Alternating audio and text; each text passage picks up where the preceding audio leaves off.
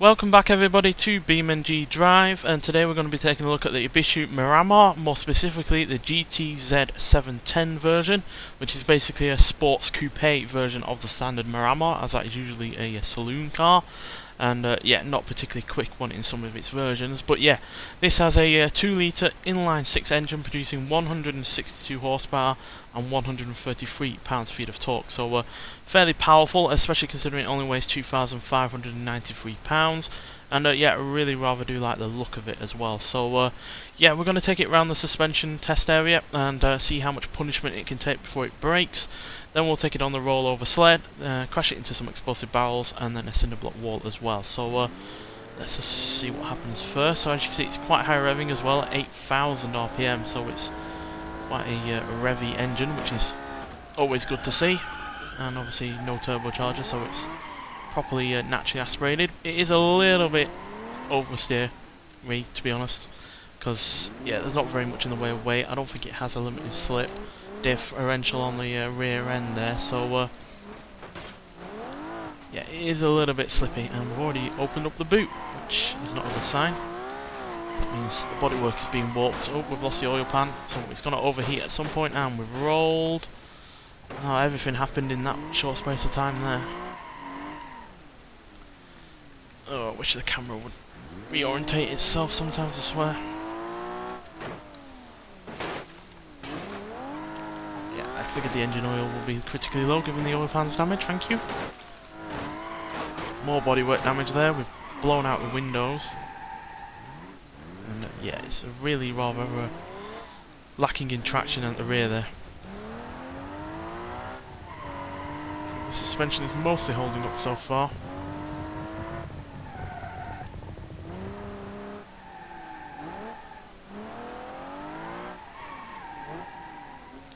Right, let's take it on the wobble board, or the wobble boards, that's how I like to call them.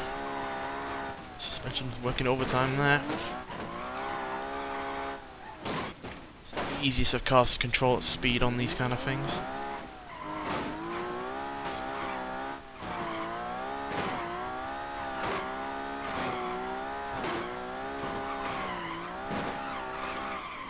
But we made it. We'll go on that after this one because I want to get some speed up. So we'll go around, go on the other one first.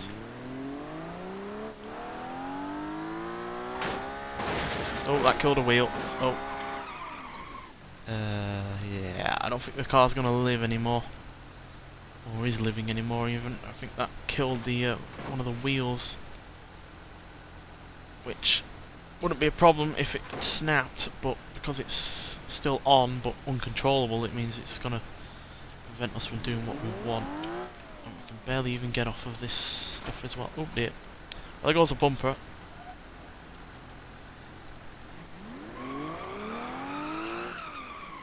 What are we even stuck on? Ah. I don't think it's just the one wheel that's having issues here.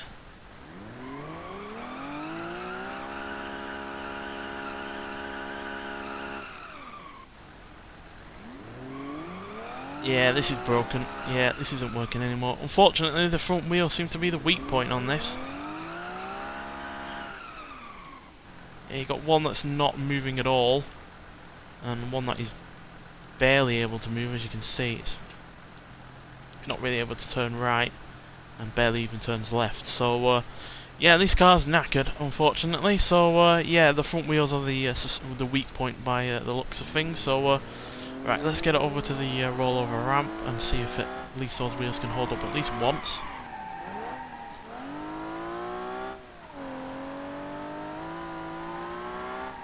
So yeah, as you can imagine, with all of this power and not much in the way of weight, it's quite quick. 0 to 60 in 7.5 seconds. It will do 0 to 100 in 16.5 seconds and go to a top speed of 144 miles an hour. So it's a fairly rapid little car, this. Whether or not it can survive 3 of these in a consecutive rollovers, we'll have to see. So, well, we've already damaged the exhaust, but that doesn't really matter, to be honest. It's just a low-slung sports car, so it's bound to have limited ground clearance.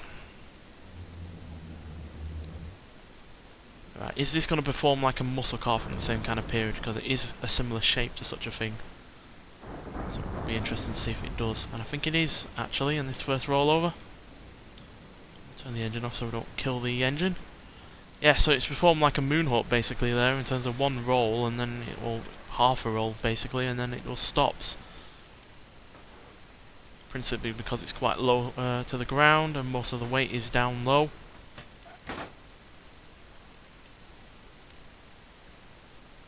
Right. Let's see if we can survive a second go.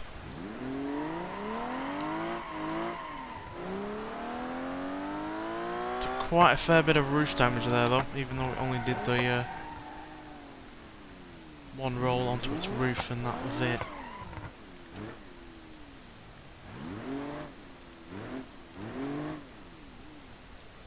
As we can see, the roof has come quite the way down. Not to an unsafe level, but still come down, so it's not promising for the next roll.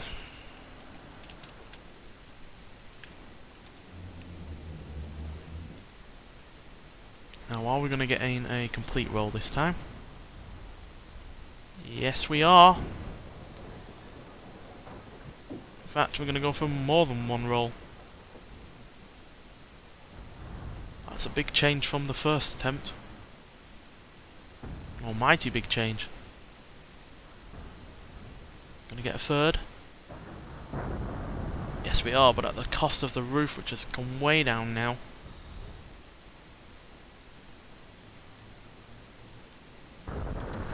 Wow, that's a big difference from half a roll to 3. So yeah, but again, like I said, the roof has come way down. The driver is, yeah, got his head through the roof. So even if the car survives this next one, I'm not going to really be able to give it a pass, to be honest.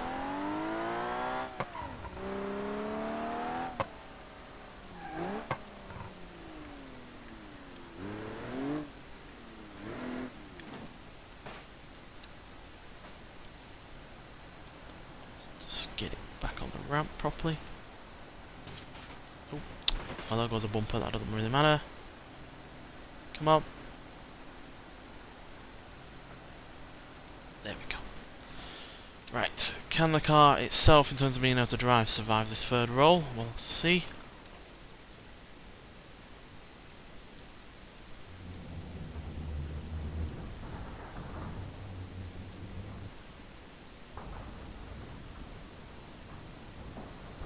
Roof is getting crushed again. So bodywork wise, the roof is a weak point, and in terms of the mechanical elements, the front wheels are the weak point. So yeah, we certainly found out our weak point so far just after 2 tests. But yeah, even though the car itself has survived, it's still drivable. It does pull to the left, but it is still drivable. The fact that the roof has caved in practically all the way down onto the heads of the driver and the passenger, I'm really not going to say that's a pass. So yeah, I am impressed that the car, in terms of the mechanical elements, have survived all of that, but the people inside will not. So let's see if it can survive the crash hard barrels.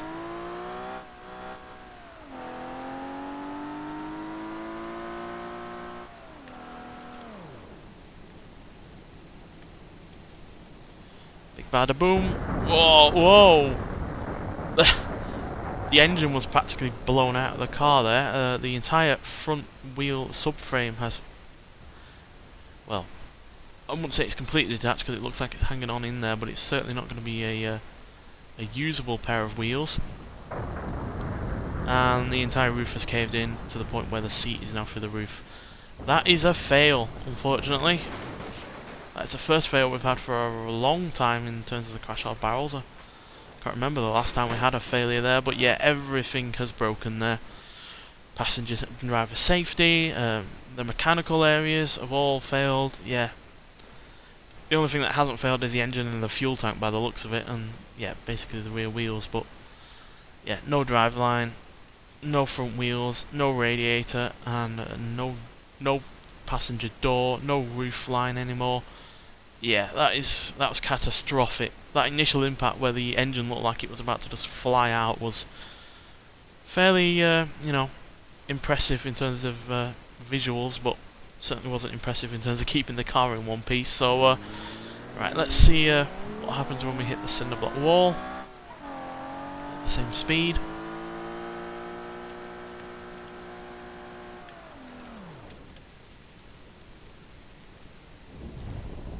Yeah, that dealt with that fine. But unfortunately, we're only going to have a 1 out of 10 here, 1 out of 4 here, because it failed quite quickly on the suspension area. Had its roof cave in on the rollover sled, had its roof and mechanicals completely fail on the explosive barrel crash test, and only really has survived this cinder block wall. Survived the cinder block wall well, but yeah, that's the only thing it has survived.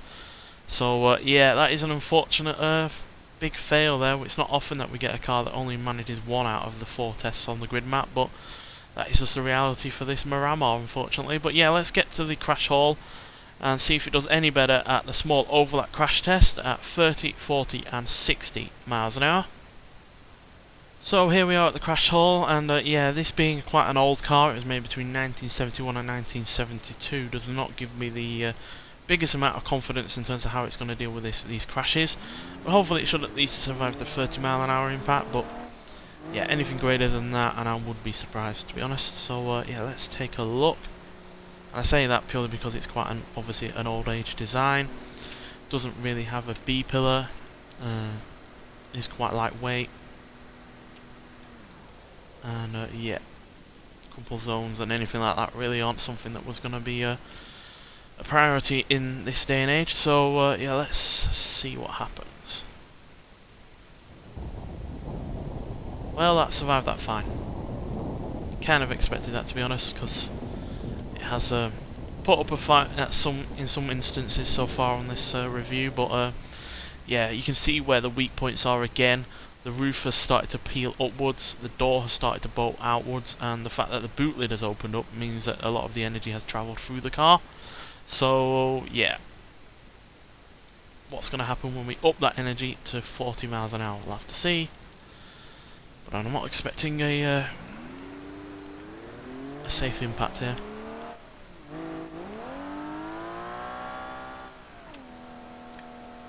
Does sound good though with that inline 6.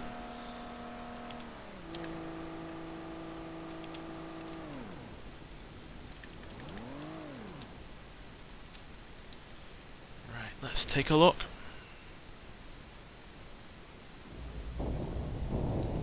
Well, that is surprising. I'm surprised it did that well, to be honest. In fact, it looks like it dealt with it a little bit better than the 30 mile an hour impact, because the door doesn't seem to have bowed out as much. Whether or not that's because I'm slightly more over to the left or to the right, I don't know, but yeah, it still has taken a fair bit of damage because one of the wheels has bent round and the bonnet is coming up and off. The passenger door, the driver door even has opened up. The boot lid has come up, open again.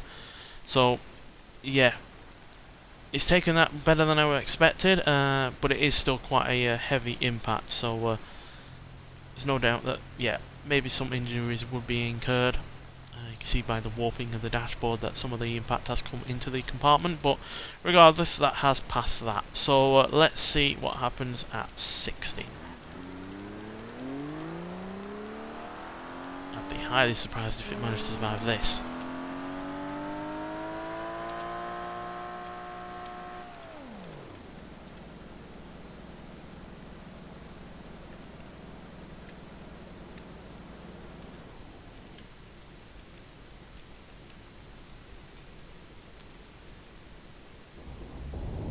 Yeah, not really been surprised by that, to be honest. Pretty much everything has failed there. The chassis, the doors, the roof. Yeah, everything has been quite bent. Obviously, we can't 100% get accurate in terms of the driver because we're hitting the left-hand side. It's just the nature of this map that it favours left-hand drive vehicles. But still, you can see what would have happened if you had been on that driver's side. Even if the steering wheel isn't going to be able to be moved because we can't see it, you can see that just the fact that the wheel is through the footwell there, that it's yeah, not going to be a safe impact for the driver. if they were on the left hand side. So yeah, I'm not going to call that a pass, to be honest, but yeah, at least it managed 2 out of 3 here, so it is on 3 out of 6 at the moment, so it's halfway there. Hopefully it can at least manage to survive 2 similar vehicles in terms of weight and size at 60 miles an hour, and yeah, whether or not it can survive a vehicle that really isn't as heavy or as the same size, we'll have to see. But yeah, let's get to the highway and see what happens in a vehicle-to-vehicle impact. So here we are at the highway, and unfortunately there's not that many vehicles that weigh around the same as this. They're either a fair bit heavier or a fair bit lighter. So I've gone for the heavier one first. It's the 90s Ibishu Miramar, weighs just under 300 pounds more than this. But yeah, hopefully that's not going to be so much to overly influence this crash test. So yeah, let's get going and see what happens.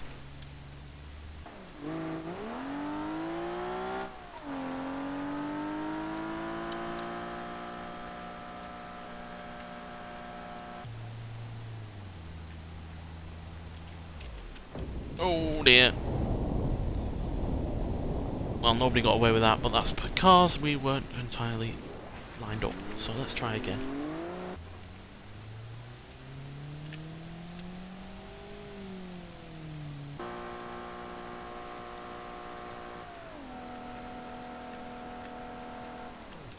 That's better.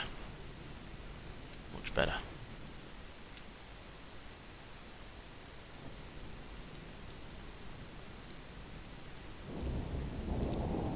Yeah,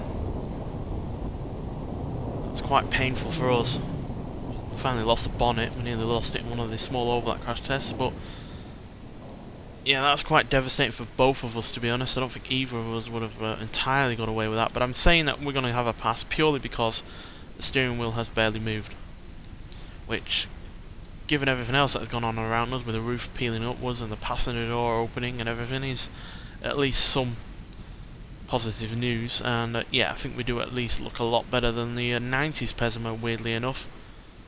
That's had quite a dramatic amount of damage on there. So yeah, I'm going to call that a pass.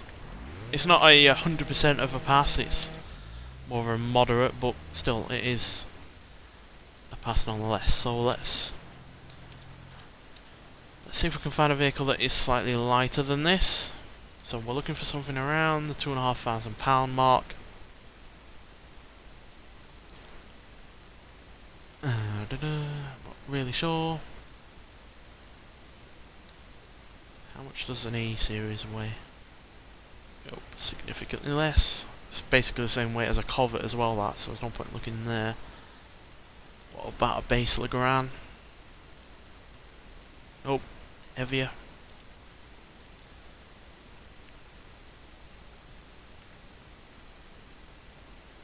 Sunburst is heavier than we are.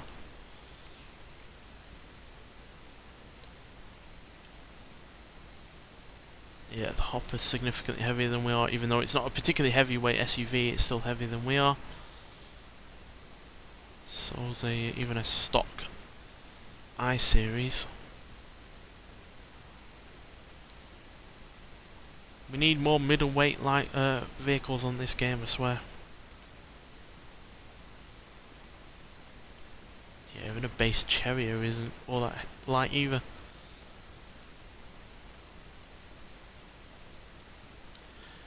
Alright, fine. We'll go with a Coupe. We'll go with the heaviest one we can possibly find. It's £2,205, so it's again about 300-ish pounds lighter than we are, rather than heavier. So yeah, that's just the way it's going to have to be. We are 2 sporty versions of more modest vehicles, so is that going for us?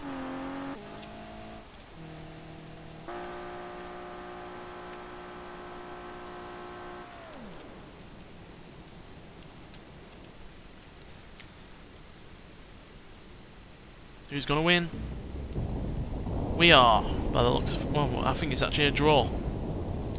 Coupe fooled me a little bit there. I thought it was going to cave in a little bit more then, but it didn't. Yeah, I'd say we're both about the same there, weirdly enough, despite the weight difference and the age difference. But yeah, we're about the same as the Pesima there. I'd say we're actually a little bit better. So yeah, 2 passes there, so we've at least got up to a 5 out of 10 with this car, but with the next vehicle being going to be a massive heavyweight, we're not going to likely survive this. So yeah, let's take a look. I want to go for a high riding Roma, the adventure version. Let's see what happens. It's £5,754, so it's a fair bit heavier than we are, to say the least.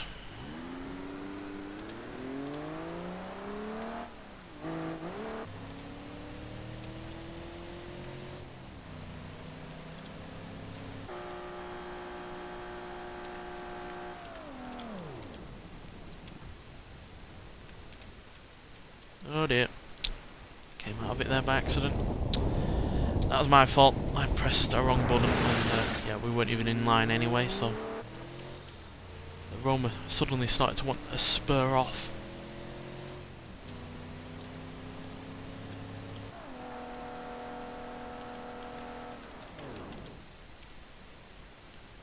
Get in line, get in line.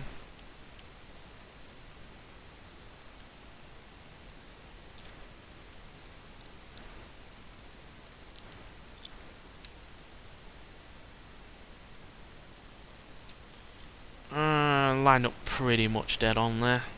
So what's going to happen? Oh, engine's already damaged, oil pan's gone.